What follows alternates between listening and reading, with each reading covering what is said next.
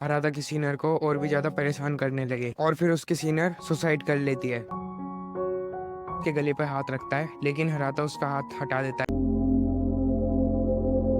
हराता को किसी की कब्र पर जाना है और जिस पर हराता जाने वाला था कब्र पर, वो कब्र उसकी सीनियर की थी।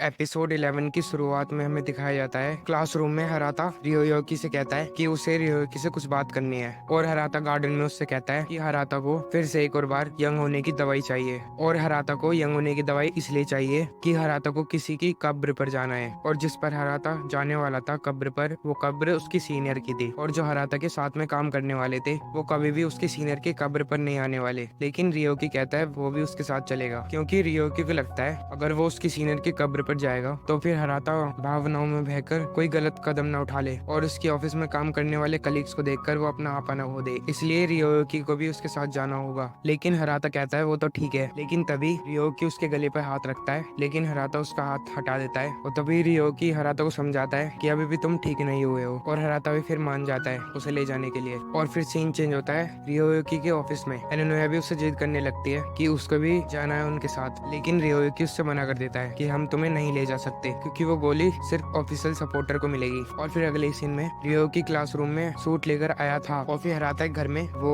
दवाइयाँ लेकर आ जाता है अपने लिए और हराता के लिए। और तभी हमें पता चलता है कि रियोकी को उठने में परेशानी होती है क्योंकि उन्हें गोली लेने के बाद 1 घंटे सोना था। और फिर हराता कहता है कि तुम्हें कोई गर्लफ्रेंड बनानी चाहिए जो कि तुम्हें हर रोज सुबह उठा दिया करे और कहता है जैसे कि एनोया। लेकिन रियोकी कहता है कि अगर एनोया मेरी गर्लफ्रेंड बनी और मुझे उठाने लगी तो मैं उसे ही धक्का मार दूंगा। और फिर 1 घंटे के बाद रियोकी उठ नहीं रहा होता और हराता उसे उठाता रहता है और वो दोनों अडल्ट हो जाते हैं। और फिर ट्रेन में वो लोग बातें करते हुए हराता की सीनियर की कब्र पर वो लोग पहुंच जाते हैं और फिर हराता हाथ जोड़कर खड़ा हुआ था और फिर रियोकी उससे कहने लगता है कि तुम क्या कर रहे हो। और फिर हराता उसे मना कर देता है मेरे को परेशान मत करो क्योंकि हराता अपनी सीनियर से बात कर रहा होता है। लेकिन रियोकी उससे कहने लगता है कि हराता सच में ठीक है ना। और फिर हराता उससे चिढ़कर बोलता है कि तुम मुझे परेशान मत करो। और फिर हराता अपनी सीनियर के बारे में सोचने लगता है कि उसके सीनियर का नाम तो साइकी था और वो एक अच्छी औरत थी और उसको अपने काम से कुछ ज्यादा ही लगाव था, लेकिन वो जो कंपनी थी वो इतनी अच्छी नहीं थी। और फिर एक दिन हराता की सीनियर को फंसाया जाता है लेकिन हराता को गुस्सा आ रहा था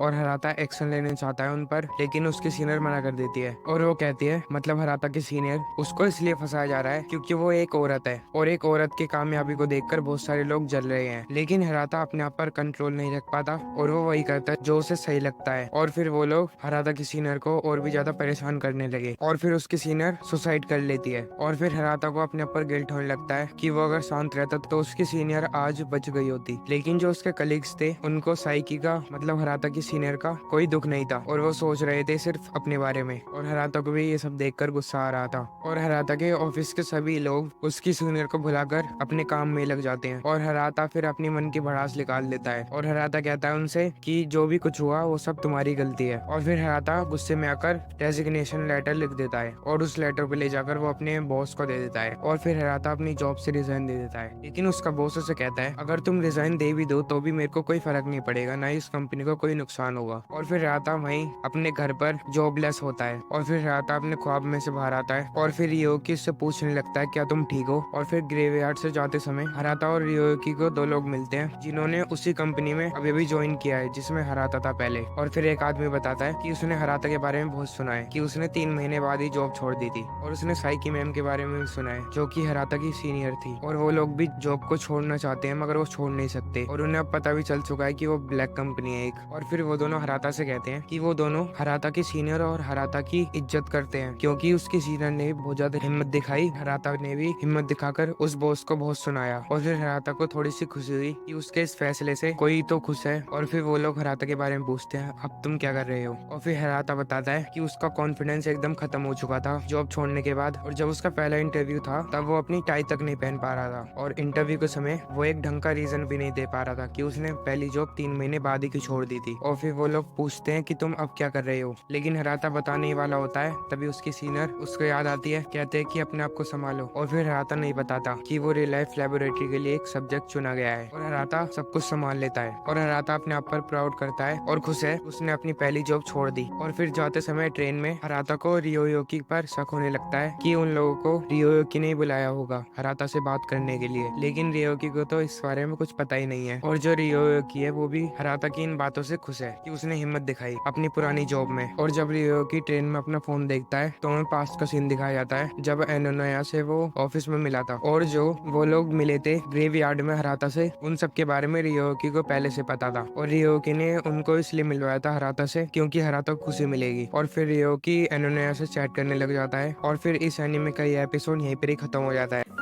Thank you for watching, and if you have any trouble understanding this video, then please let me know in the comment section.